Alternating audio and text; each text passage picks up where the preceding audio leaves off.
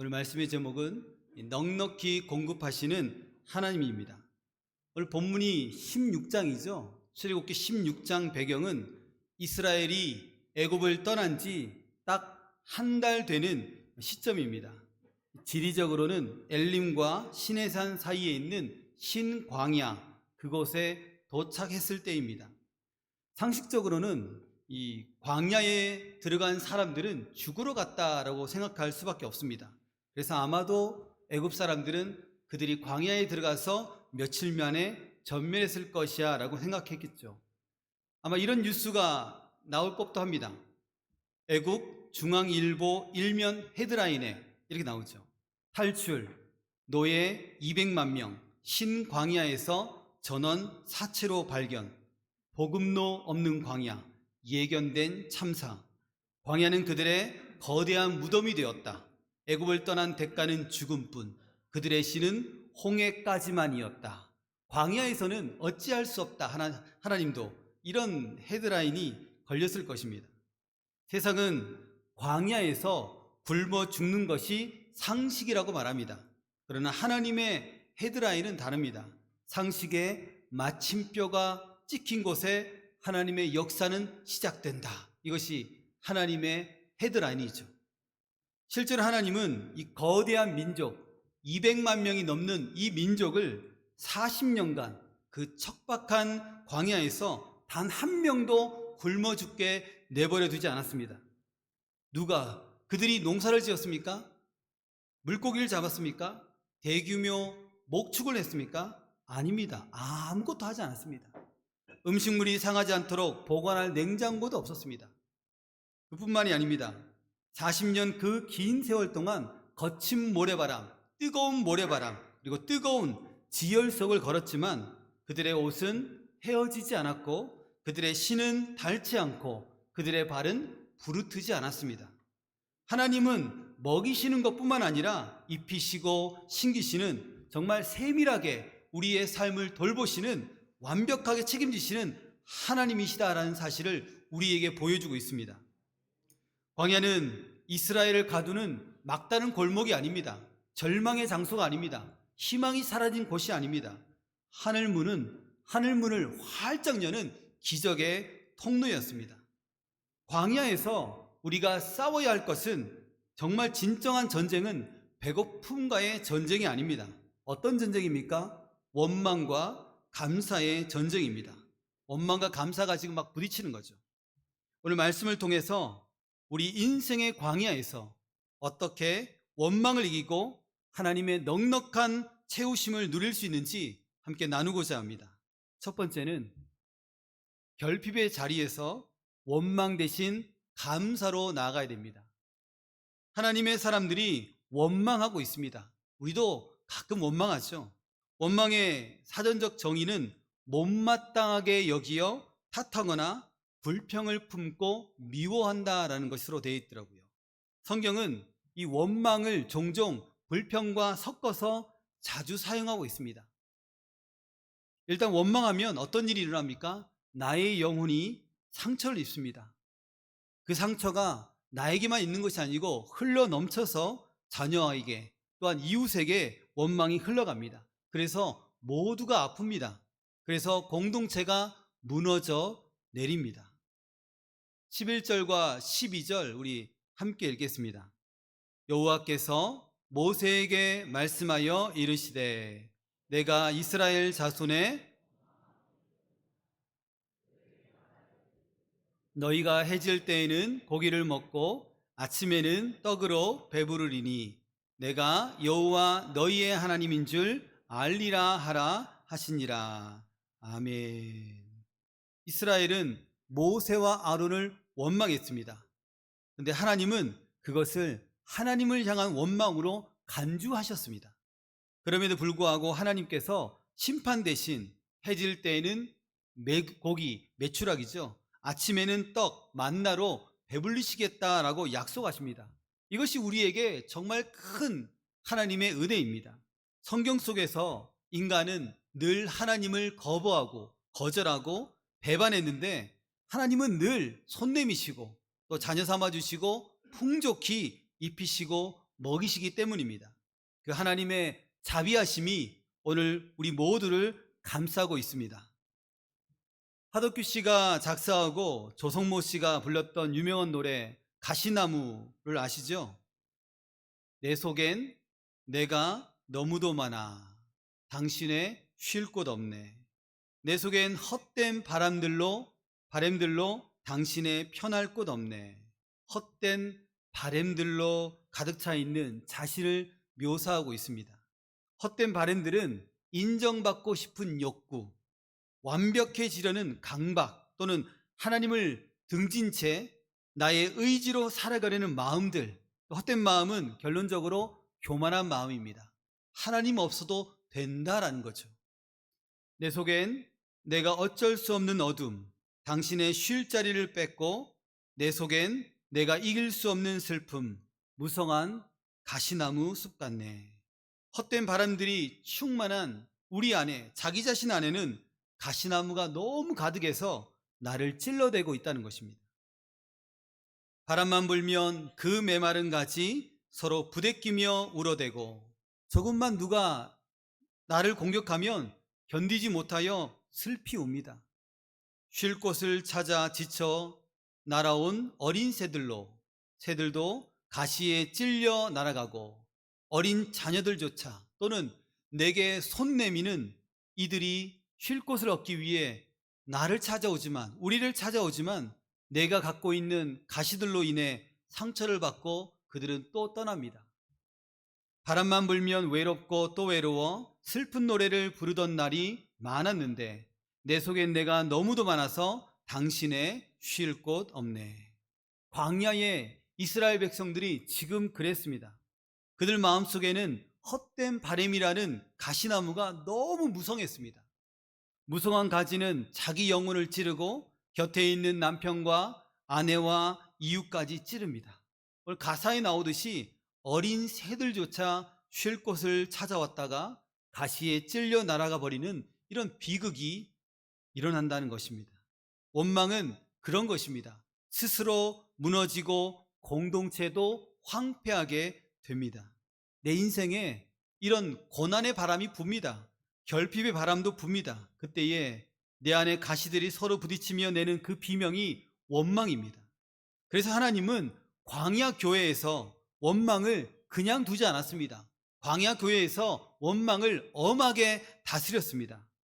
흥미로운 것은 이들이 고기를 먹고 싶다고 원망하고 있는 이 시점이 출애굽한 지 얼마라고요? 한 달 전입니다.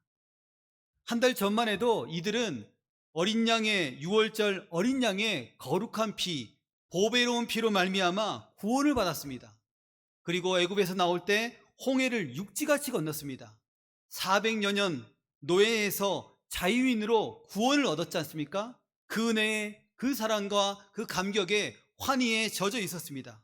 이렇게 큰 은혜를 받았음에도 불구하고 이렇게 두 눈으로 하나님께서 바다를 육지같이 건너게 하는 놀라운 기적을 보게 하심에도 불구하고 그들의 입술은 어느새 원망의 입술로 변해버렸다는 것입니다. 원망이 참 안 좋다는 얘기입니다.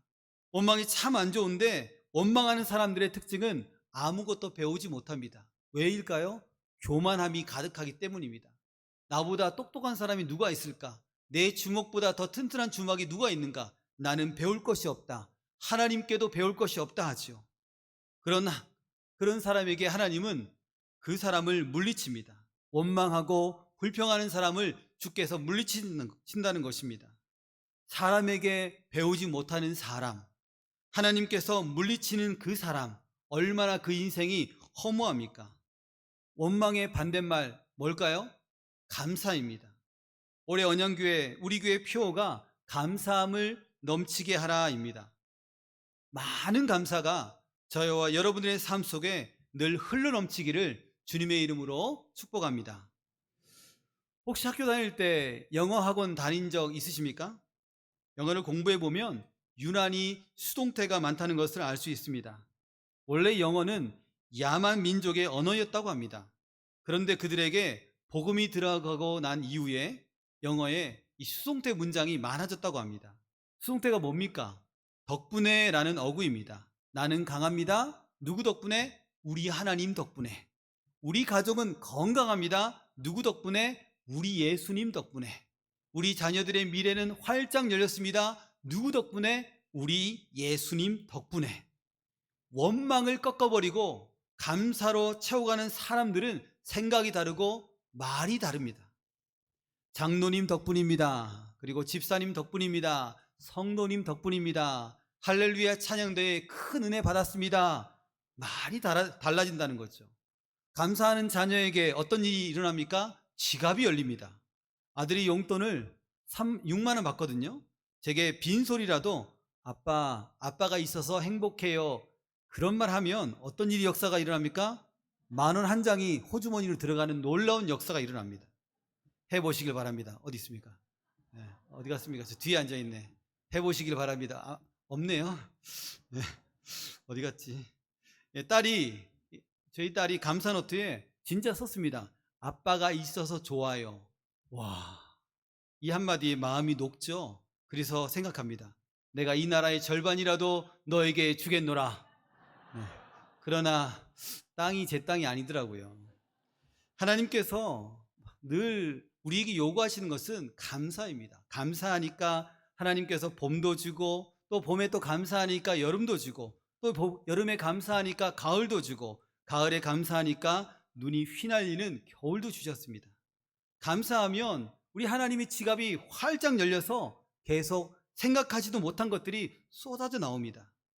사랑하는 여러분, 결핍의 자리에 있다고 절망하거나 원망을 선택하지 마시기를 바랍니다.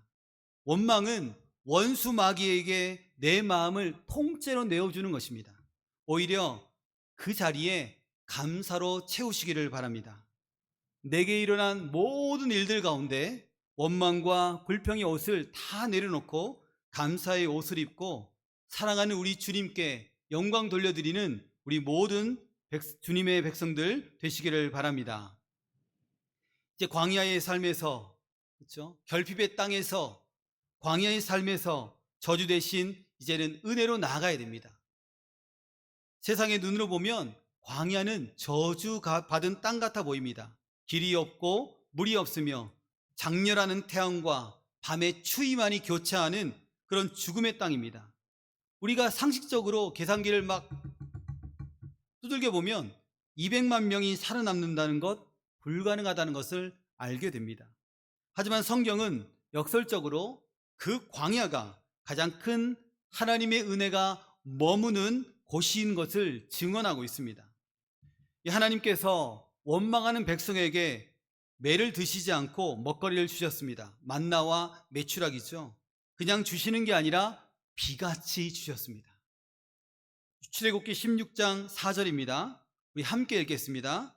그때에 여호와께서 모세에게 이르시되 보라 내가 너희를 하늘에서 양식을 비같이 내리리니 백성이 나가서 일용할 것을 날마다 거둘 것이라.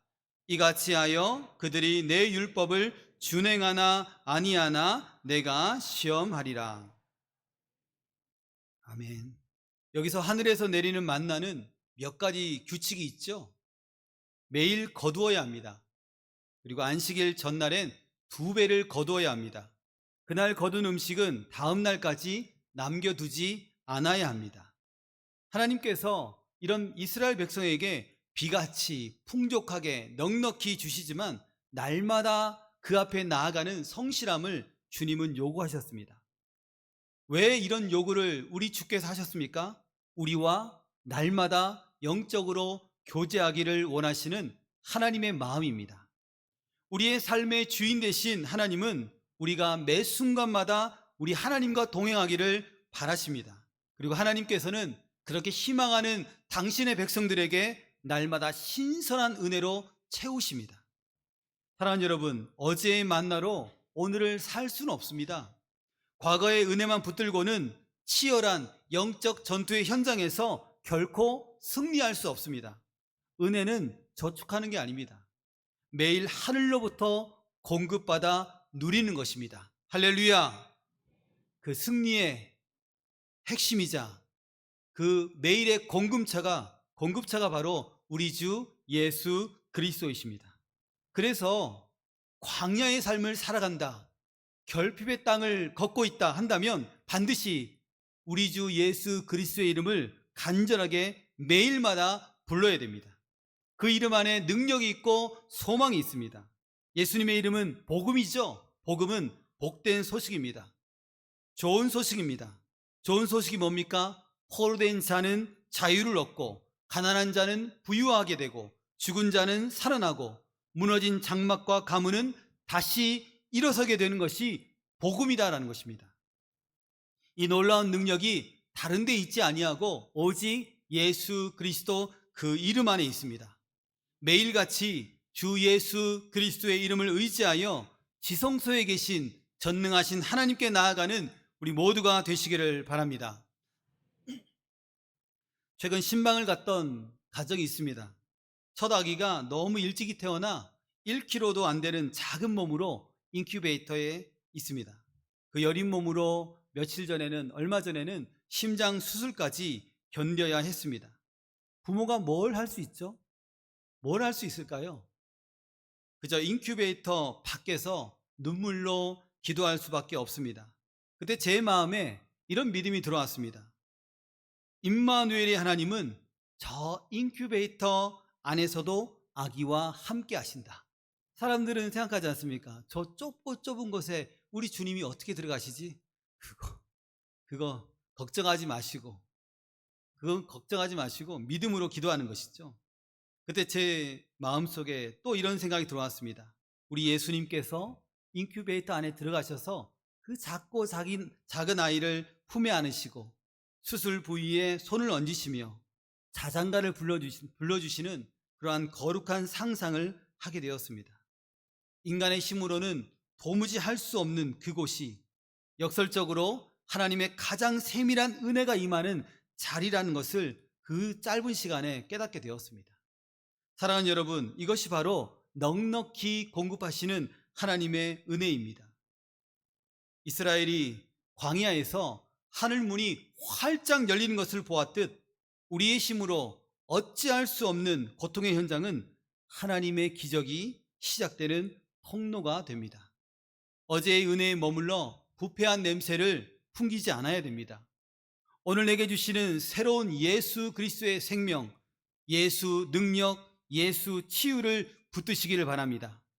그 이름 의지하여 하루를 시작하고 광야 같은 세상도 넉넉히 이겨내는 저와 여러분들 되시기를 소망합니다.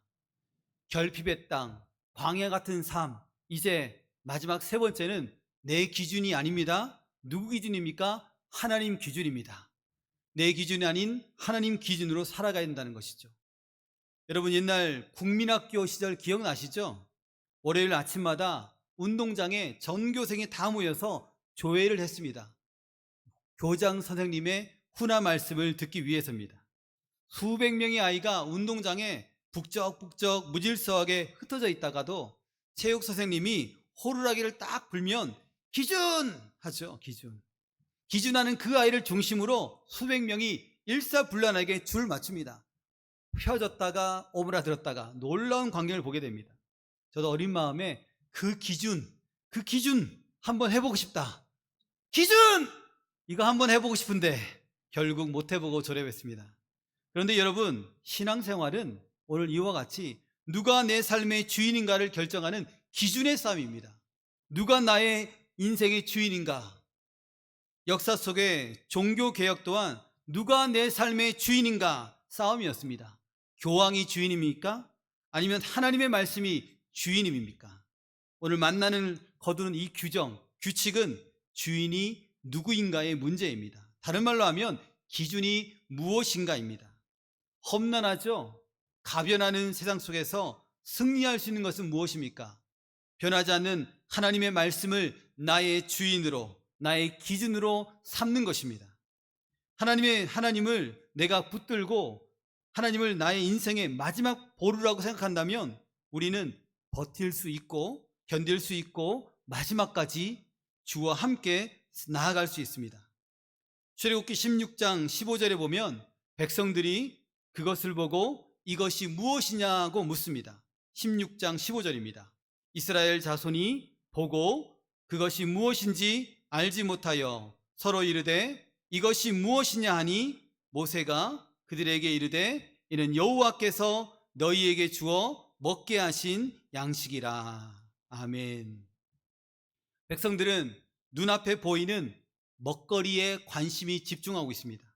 그러나 모세는 누가 주셨는가에 집중하고 있습니다. 신앙생활에 가장 중요한 것은 내 소유가 얼마인가 그거 아닙니다. 내 삶의 주권이 누구에게 있는가에 있습니다. 세상 사람들은 우리가 말씀대로 살아가는 것을 보고 또 주일날 이렇게 예배의 자리에서 하나님을 예배하며 또 헌금하는 것을 보면서 왜 그렇게 바보같이 사느냐 하며 이해하지 못합니다. 오늘 모세는 그런 우리에게 대답합니다. 이는 여호와께서 너희에게 주어 먹게 하신 양식이라. 누가 주셨다고요? 전능하신 하나님 여호와께서 주셨다라는 것을 강조하고 있습니다. 이스라엘 백성들에게 강조하고 있습니다. 너희들 먹거리가 중요한 게 아니야. 먹거리의 근원, 먹거리를 보내주신 하나님께 집중해 라고 하는 거죠. 세상이 이해하지 못해도 우리는 하나님의 말씀이 우리를 살리는 진짜 양식, 참된 양식이라는 사실을 너무나 잘 알고 있습니다. 그래서 하나님을 기준으로 삼는 성도는 하나님의 말씀을 꾸준히 읽고 말씀의 인도함을 받습니다. 혹시 도종환의 뒷자리라는 시를 아십니까? 맨 앞에 서진 못했지만 맨 나중까지 남을 수는 있어요. 남보다 뛰어난 논리를 갖추지도 못했고 몇 마디 말로 대중을 휘어잡는 능력 또한 없지만 한 번 먹은 마음만은 버리지 않아요. 아직도 맨 앞에 설 수 있는 사람 못 된다는 걸 잘 알지만 이 세월 속에 드릴 수 있는 말씀은 한 가지예요. 맨 나중까지 남을 수 있다는. 맨 앞에 서는 것은 어떤 사람입니까? 능력 있는 사람입니다. 능력 부족으로 맨 앞에 서지는 못할 수 있습니까? 있습니다. 누구 이야기입니까? 저의 이야기입니다. 남보다 뛰어난 논리나 대중을 휘어잡는 능력 없을 수도 있습니다. 이것도 제 이야기입니다. 이런 탁월한 것 없습니다. 그럼에도 저는 맨 나중까지 주님 곁에 남아 있으려고 합니다. 사랑하는 여러분, 주님을 끝까지 붙들고 주님의 인도하심을 받는 삶이 이기는 삶이라는 것을 기억하시기를 바랍니다. 2026년 올해 내게 주신 말씀을 붙잡아야 됩니다. 그리고 그 말씀 부여잡고 어떤 상황이든 주님 곁에 끝까지 남아 있어야 합니다. 하나님의 말씀을 붙들고 버티면 반드시 승리합니다. 우리 주님께서 이김을 주십니다. 사람의 말이 아닌 하나님의 말씀을 붙들고 끝까지 견디십시오. 반드시 승리할 것입니다. 그런 사람은 홀로 있어도 강합니다. 어떤 상황이라도 하나님 말씀을 붙들고 최종 승리를 누리는 저와 여러분들 되시기를 바랍니다. 말씀을 정리하겠습니다. 사랑하는 여러분, 하나님은 우리의 넉넉함을 채우시는 놀라우신 은혜로우신 하나님이십니다. 광야 40년 동안 그들은 농사짓지도 않았습니다. 물고기를 잡지도 않았습니다. 냉장고가 없어도 상한 것을 먹지 않았습니다. 왜? 하나님께서 이 모든 것을 섬세하게 책임지셨기 때문입니다. 이제 우리 안에 원망의 가시를 꺾고 감사의 언어를 회복하시기를 바랍니다. 매일 아침 내리는 신선한 주님의 은혜를 사모하며 그 예수 그리스도의 이름을 간절히 부르시기를 바랍니다. 넉넉하게 은혜를 공급하시는 우리 하나님께서 저와 여러분들의 삶을 반드시 풍족하게 하실 줄 믿습니다. 아멘.